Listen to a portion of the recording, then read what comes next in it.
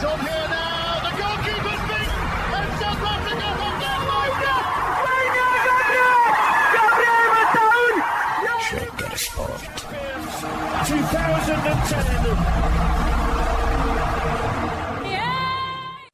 ሰላም ጤና ይስጥልን እንደምናላችሁ የተከበራችሁና የተወደዳችሁ የሸገር ስፖርት ዊዝ አበበ ግደይ የዩቲዩብ ቻናል ቤተሰቦቻችን በያላችሁበት እጅግ አስደሳች ጊዜን እያሳለፋችሁ እንደሆነ ተስፋ እናደርጋለን። መልካሙን ሁሉም ለእናንተ እንመኛለን። ታዲያ ይህንን ሸገር ስፖርት ዊዝ አበበ ግደይ የሚለውን የዩቲዩብ ቻናላችንን ሰብስክራይብ አድርጉት፣ የደውል ምልክቱን ተጫኑትና አዳዲስ ፕሮግራሞችን ስንለቅ መልእክት ይድረሳችሁ። ላይክ በማድረግ እንዲሁም ደግሞ ሊንኩን ለሌሎች በማጋራት በተከታዮች ቁጥር እንድንበዛ የምንሰራቸው ፕሮግራሞችም ብዙ ሰዎች ጋር እንዲደርስ የምታደርጉትን ጥረት አጠናክራችሁ ቀጥሉ እንላለን። እስካሁን ላደረጋችሁልን ድጋፍ፣ እገዛ እና እኛን ለማንቃት ለሄዳችሁት ርቀት በሙሉ ምስጋናችን ትልቅ ነው። በጣም እጅግ በጣም አድርገን እናመሰግናለን። እሺ በጣም አሪፍ ጊዜ እንዲሆንላችሁ እንመኛለን። አድማጮቻችን ወደ መረጃዎቻችን ደግሞ እንመለስና የተወሰኑ ነጥቦችን ለማንሳት እንሞክራለን።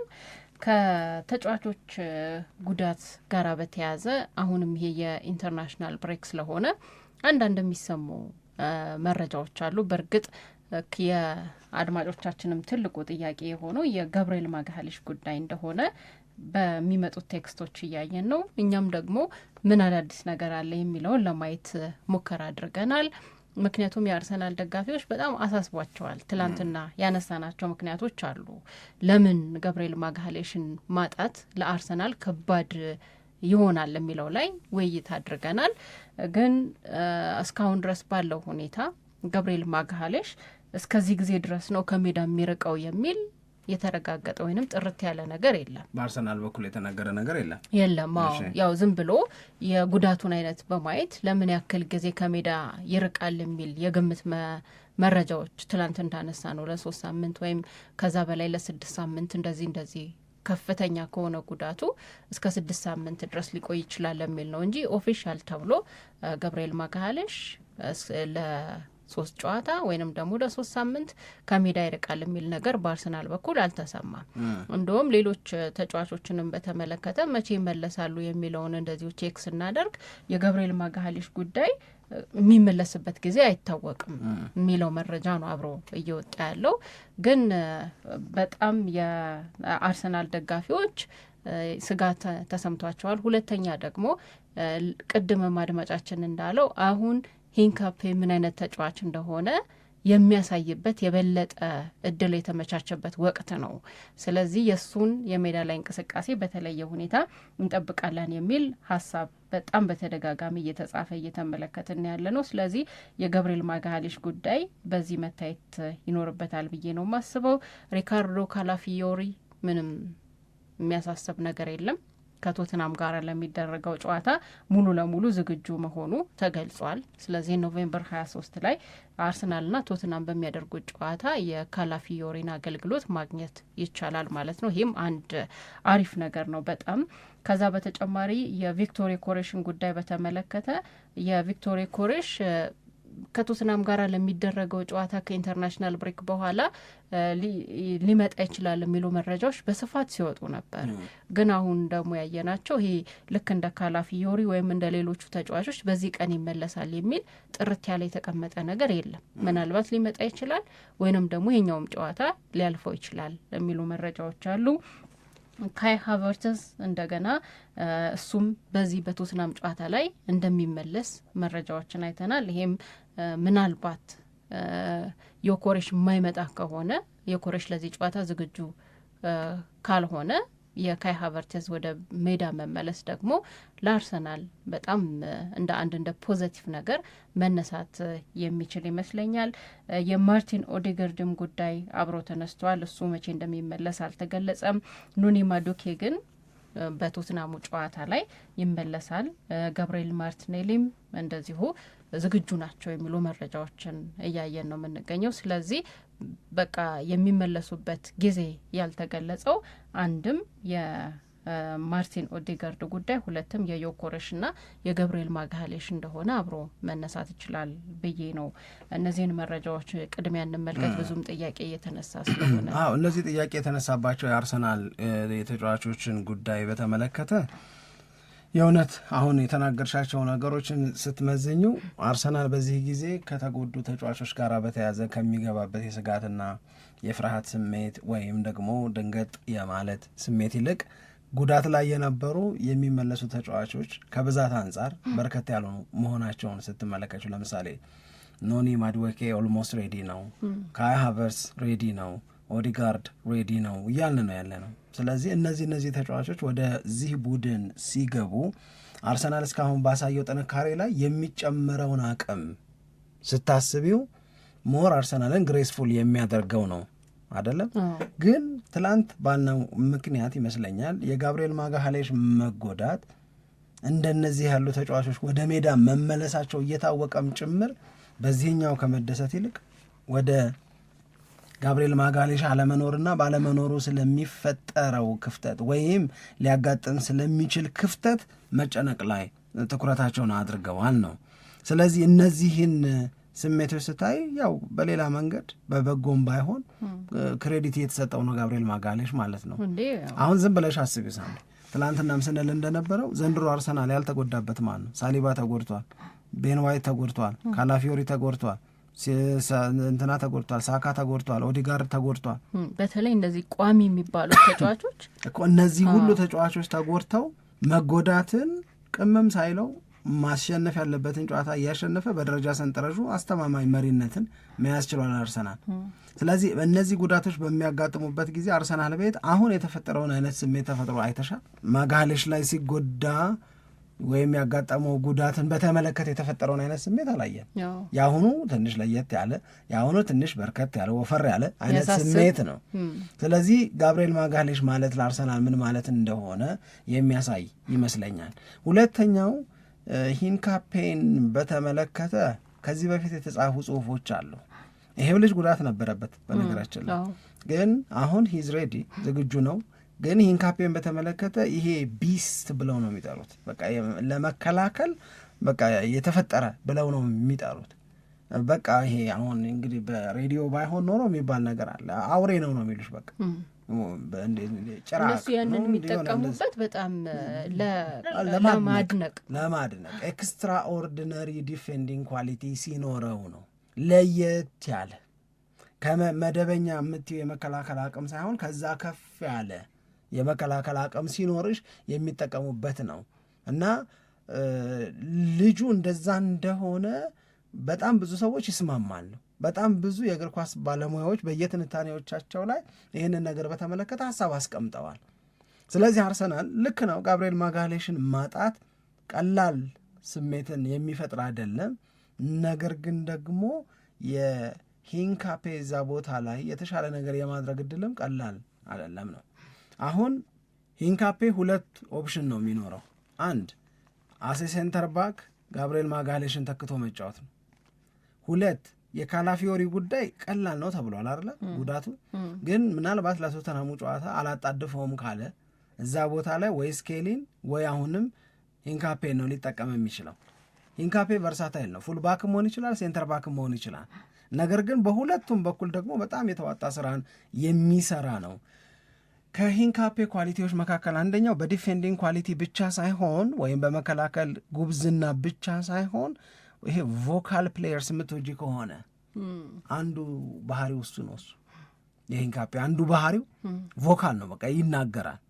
አጠገቡ ያለውን ተጫዋችም ሊሆን ይችላል፣ ወይም ደግሞ ከመከላከል ዞኑ ወጣ ብሎ በሚሰሩ ስራዎች ላይ ሊሆን ይችላል። ብቻ በአጠቃላይ የቡድን ጓደኞቹን በማነቃቃት በማስተባበር መደረግ ያለባቸውን ነገሮች በሙሉ ሊድ በማድረግ ሂንካፔም ይሄ ጭምት የምትየው ሰው አይደለም።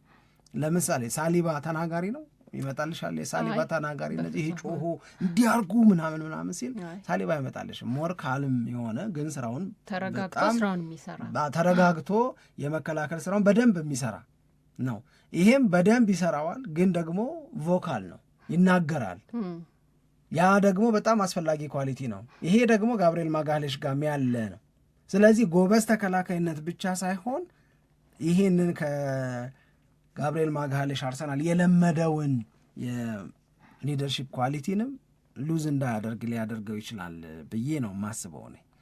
ስለዚህ በሚመለሱት ተጫዋቾች በነ ካይ ሃቨርትዝ መመለስ ምናልባት የእኔን እምነት ነው ምነግርሽ እኔ የአርሰናል ከኦፕን ፕሌይ ከክፍት የጨዋታ እንቅስቃሴ የሚፈጥራቸውን እድሎች የበለጠ ከፍ ሊያደርግ ይችላል ብዬ ነው ማምነው እኔ። አሁን አንድ የመጨረሻ ይህንን ልደምድምና ወደ ማን ዩናይትድ ጉዳይ እንሄዳለን። የምንደመድመው ምንድን ነው? ትላንትና በጋብርኤል ማግሃሌሽ መጎዳት ዙሪያ መረጃዎችን ስናነሳ የጋብርኤል ማግሃሌሽ መጎዳት ከሌሎቹ የአርሰናል ተጫዋቾች መጎዳት ይልቅ የተለየ ትኩረት የሚሰጥበት 3 ምክንያቶች ናቸው ብለን አስቀመጥን። 1 የልጁ የመከላከል አቅም ነው። 2 የልጁ የሊደርሺፕ ኳሊቲ ነው።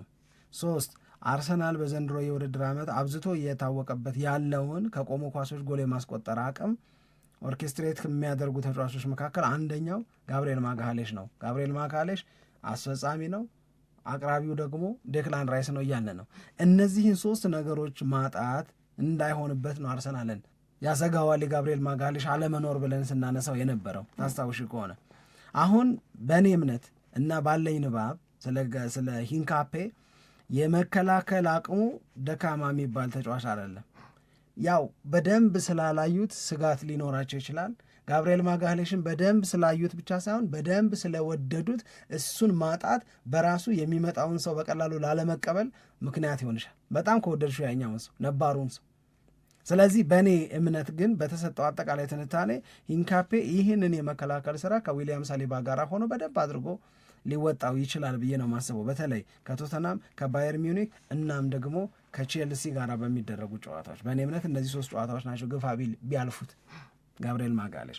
ሁለተኛው ሊደርሺፕ ነው። አሁን ያልኩሽ ባህሪ ካለው የሊደርሺፕ ኳሊቲ ሆነ መወጣት ይችላል ነው። 3ኛው የቆሙ ኳሶችን ነው። የቆሙ ኳሶችን በመጠቀም ረገድ ስለ ሂንካፔ መመስከር አልችልም።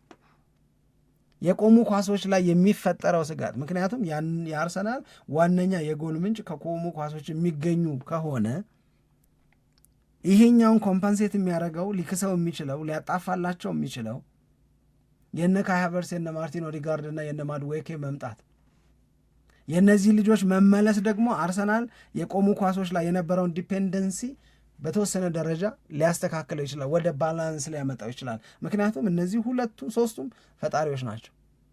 ኦዲጋርድ እንደዛ ነው፣ ማድዌኬ እንደዛ ነው። ካይ ሃቨርትዝም ደግሞ ከኦፕን ብሌክ ጎል ለማስቆጠር የበለጠ ምቹ ነገር ሊፈጠር ይችላል ነው። በተለያየ መንገድ የማግሃሌሽን አለመኖር አርሰናል ሊሻገረው ይችላል ብዬ የማምንበትን ምክንያት ነው እየነገርኩሽ ያለው። አይ ልክ ነው። አሁን ትንሽ ነገሩን አስቸጋሪ ሊያደርገው ይችላል ተብሎ የሚገለጸው አንደኛው ነገር ለአጭር ጊዜ ከሆነ ችግር የለውም ማለት ከዚህም በፊት እንዲህ አይነት የተሟሉ የተቀያሪ ተጫዋቾችም ሳይኖሩ የማርቲን ኦዲጋርድን ጉዳት በተመለከተ ባለፈው የውድድር ዓመት አርቴታ ነገሮችን አስተካክሎ ለተወሰነ ጊዜ አርሰናል በጥሩ ብቃት ጨዋታዎችን ሲያደርግ ነበር። እሱን እናስታውሳለን። ችግሩ የሚመጣው ግን ለረጅም ጊዜ ከሆነ ምናልባት የተወሰኑ ክፍተቶች ሊፈጠሩ ይችላሉ የሚል ነው። በዘንድሮ የውድድር ዓመት አርሰናል ባለው ስብስብ ይህንን አስተያየት ለመስጠት ትንሽ አስቸጋሪ ሊሆን ይችላል።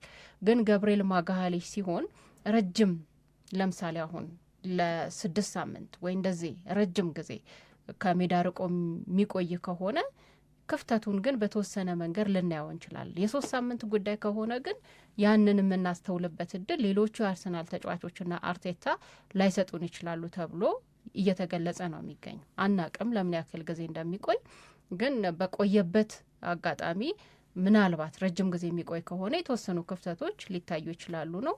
ላይታዩም ይችላሉ ደግሞ እንግዲህ እሱን እናያለን። ወይም ደግሞ በመጀመሪያውም ጨዋታ እንደገና ክፍተቱን ልናይ የምንችልበትም እድል ሊፈጠር ይችላል። ግን ይሄን ዝም ብሎ በግምት ነው እንጂ የምንናገረው አሁን ያሉትን አርሰናል ቤት ያለውን ሁኔታ በደንብ እንደሚከታተል ሰው ግን ስናወራ ያን ያክል ችግር ይፈጠራል ብሎ ለመናገር የሚያስችል ስጋት መፈጠር ግን የለበትም ብዬ ነው የማስበው። እኔ ምንም ከዛ አንጻር ያን ያህል እንቅልፍ የሚነሳ ምን እንሆነ ይሆን የሚል ስሜት ውስጥ የሚከት ነገር ያጋጥማል ብዬ አላስብም።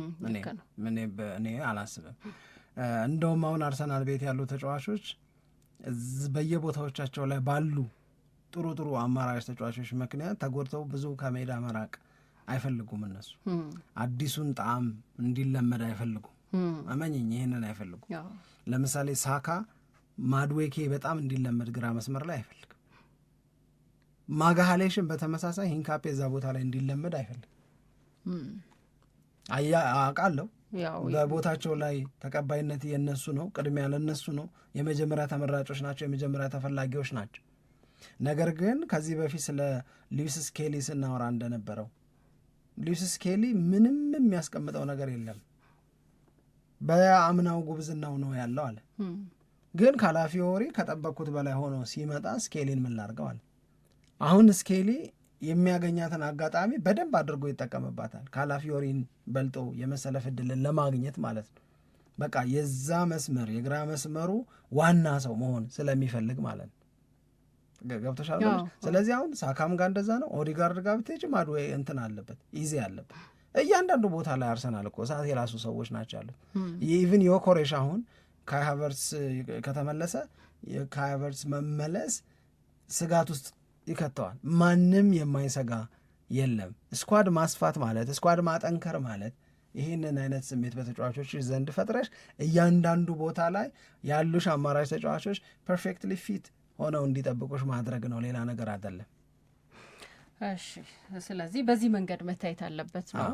የተጫዋቾች ጉዳትን በተመለከተ ከአርሰናል ጋር ተያይዞ ምናልባት አርሰናል ላይ ትላንትና ከወጡት መረጃዎች መካከል አንደኛው ፋብሪዚዮ ሮማኖ የጻፈው ለዴክላን ራይስ፣ ለቡካዮ ሳካ እና ለቲምበር ተጨማሪ ኮንትራት ማራዘሚያ ሶስቱም ይገባቸዋል እና አሁን ደግሞ በቅርቡ ነው ትላንት ያው የኮንትራት ማራዘሚያ ሊያቀርብ እንደሆነ ሰምተናል። ከዚህም በፊት ሊፈርሙ ነው ተብሎ ሁሉ መረጃዎች ይወጡ ነበር። ግን አሁን በቅርቡ ስፔሻሊ እነዚህ የሚመጡት ጨዋታዎች ቶትናም እንደዚሁም ባየር ሚኒክ እና ቼልሲ እነዚህ ጨዋታዎች በሚደረጉበት ጊዜ ለእነዚህ ተጫዋቾች ኮንትራት ሊያቀርብና እንዲፈርሙም ደግሞ ይፈርማሉ ተብሎ ነው የሚጠበቀው። ስምምነትም አላቸው ተብሎ ተገልጿል እና የቡድኑን ኮንፊደንስ በመገንባት ረገድም የራሱን የሆነ ተጽዕኖ ያሳድራል እና ጊዜ እንዴት እንደሚመረጥ ነው አሁን የጊዜ ጉዳይም ብቻ ሳይሆን ሳምሪ አሁን በዚህ ጊዜ አርሰናልን ጥሎ ለመሄድ መወሰን ይሄ ማበድን ተከትሎ የሚመጣ ውሳኔ ነው። ጤነኛ ሰው የሚወስነው ውሳኔ አይደለም። እኔ እንደሚገባኝ ከሆነ ማለት በዚህ ጊዜ የአርሰናል መሆን ትፈልጊያለሽ እንጂ ከአርሰናል ተለይተሽ ሄደሽ ሌላ ህይወት ሞክራለሁ ምናምን የምትይበት አይደለም። ነገሮች በጣም በጥሩ መንገድ እየሄዱ ነው።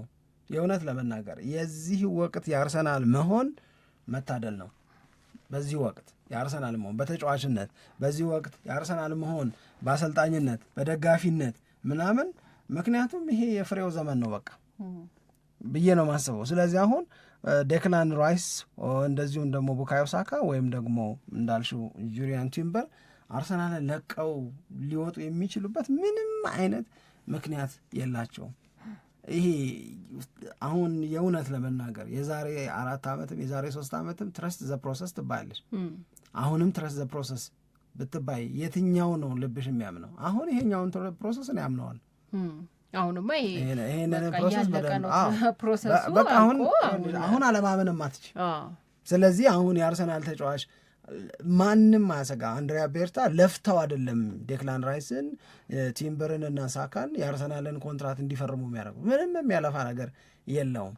ፕሮጀክቱ የሚታይ እድገት አለው። ለፍሬ የተዘጋጀ ፕሮጀክት እንደሆነ ያውቃሉ። ሰው ከአርሰናል ጋር ሰክሲድ ማድረግ ነው የሚፈልጉት። አሁን ሳካን ብትዩ ከስንት ዓመት ልጅነት አንስቶ ነው እስካሁን ድረስ አብሮ የዘለቀው። ዴክላን ራይስ ነው አዲስ የተቀላቀለው አይደለም። ስለዚህ እነዚህ ነገሮች ስታይ አይ ዶንት ቲንክ ወደ ናይጄሪያ እንሂድ። እሺ አስደግመሽብኝ አለቃ ብሩን ሳርቅጠሉ ሁሉ መሰለኝ አንቺን አለ ዘፋኝ። ከባድ ነው ጉዳይ። ናይጄሪያ እና ቅሬታዋን እየሰማች ነው። እየሰማው ነው። ቪዲዮዎችም አይቼ ነበር። አሰልጣኙ በጣም ራሳቸው መቆጣጠር አቅቷቸው እና በቃ ግብ ትግል ውስጥ ገብተው አይቻለሁ ቪዲዮ ምን ስሜት ፈጠረብሽ? በመተት ነው የሚሉት እነሱ። አዎ እነሱ ያሉት እንደዛ ነው። ግን ያው በቃ ምን ታረጋዋል? እኔ ምንም እንትን አላልኩም። የዛ ወቅት ላይ ሲሆኑ የነበራቸው ስሜት፣ በስጭታቸው፣ ንዴታቸው የፈጠረው ነገር ነው ነው ሌላ ምንድን ነው? ራሳቸውን እየተቆጣጠሩ መቼም እያገናዘቡ እንዲህ አይነት ሂደት ውስጥ አይወድቁ። ናይጄሪያም መውጣቷ ዲያር ኮንጎ አያረጉም ነው? አይ ያረጋሉ አያረጉም አይደለም፣ እሱን አይደለም እኔ የተናገርኩት ያሰልጣኙ ስሜታቸውን በዚህ ደረጃ እንዲገልጹ ያደረጋቸው ነገር ያጋጠማቸው ነው። አይ ያጋጠማቸው ነገር ነው እኮ እሱ መተቱ ነው። በነገራችን ላይ ይሄ የምዕራብ አፍሪካ አካባቢ እግር ኳስ ላይ እንደዚህ ይደረጋል እኮ አለ እና ያለን ስቴዲየም ውስጥ የተለመደ ነው። እና አይ ቲንክ ኢትስ ሞር ኦፍ ሳይኮሎጂካል ነገር ሊሆን ይችላል። ሁለተኛው ነገር ናይጄሪያ እስከዛ ንጹህ ናት ወይ አያረጉም ወይ? ይደረጋል ብቻ ልሽ እዛ አካባቢ የምዕራብ አፍሪካ ምናምን የምትይው አካባቢ ላይ እነዚህ ዲሞክራቲክ ሪፐብሊክ ኮንጎን ጨምሮ እንደዚህ ያሉ ነገሮችን ያምኑባቸዋል። ይደረጋል ብለው ያምናሉ፣ ይሰራል ብለው ያምናሉ። ስለዚህ ስለሚደረግና ስለሚሰራ በዛ መሰረት ነው እንግዲህ አደረገኝ የሚለው ነገር እኮ ውሃ ረጨ ነው። አይተሻል? መለያ ምቱ በሚመጣበት ሰዓት ላይ እንዲህ ያደረግ ነበር ነው። ስለዚህ ያንን እንደዛ ሲያደርግ የነበረውን ሰው ነው ካልደበደብኩ የሚሉት ናይጄሪያዊው አሰልጣኝ። ግን ዞሮ ዞሮ ምንም በውጤቱ ላይ ምንም ተጽዕኖ አይመጣም። አይ ሱማ ምን ናይጄሪያ ወድቃለች፣ ያቺ ደግሞ አልፋለች። ምንም የሚመጣ ለውጥ የለም። የእግር ኳስ ነገር ዝም ብሎ ስለሚገርመኝ ነው። ያው እንደዚህ ያደርጋል፣ ደጋፊዎችም ያደርጋሉ እኮ። አሁን ደጋፊዎች አንዳንድ ጊዜ እንደውም በትክክል ይሄ ኃላፊነት ያላቸው ሰዎች ይሄ ነገር እንዲደረግ ይፈቅዳሉ ተብሎ አስተያየት ሲሰጥም መረጃም ሲወጣ ሰምቻ ቃለሁ። እኔ ግን በአብዛኛው ስቴዲየም ውስጥ የምንመለከተው ነገር ደጋፊዎች ናቸው ይህንን ነገር የሚያደርጉት። በቃ ምን ደግፈው ብሔራዊ ቡድንም ሆነ ክለብ የበለጠ ወደምንፈልገው ደረጃ እንዲደርስ ብለው በማሰብ እንዲህ አይነት ነገሮች ያደርጋሉ። የሆነ ነገር ስቴዲየም ውስጥ ሲጨፍሩ ሁኔታቸው፣ ፊታቸው ላይ የሚቀቡት የሆነ ነገር ሁሉ ያስታውቃል። እና ይሄ የሰዎች ይሰራልናል ብለው የሚያምኑትን ነገር ነው የሚያደርጉት። ግን በሌላኛው ወገን ስትሆን፣ አሁን በናይጄሪያ አሰልጣኝ ቦታ ስትሆን ደግሞ ልትበሳጭ ትችላለህ። በቃ እየረበሹን ነው አይነት ስሜት። እንደገና ደግሞ ናይጄሪያ ከዓለም ዋንጫ መውጣቷን እያየህ ያለመበሳጨት አይችሉም አሰልጣኝ። ለዛ ይመስለኛል ስሜታቸው። መልካም፣ በጣም አድርገን እናመሰግናለን። ሸገር ስፖርት ዊዝ አበበ ግደይ የዩቲዩብ ቻናል ላይ ግን በማንኛውም ሰዓት ላይ አዳዲስ መረጃዎችን ይዘን እንመጣለን። ሰላም ለእናንተ ይሁን። ኢትዮጵያ ለዘለዓለም ትኖር።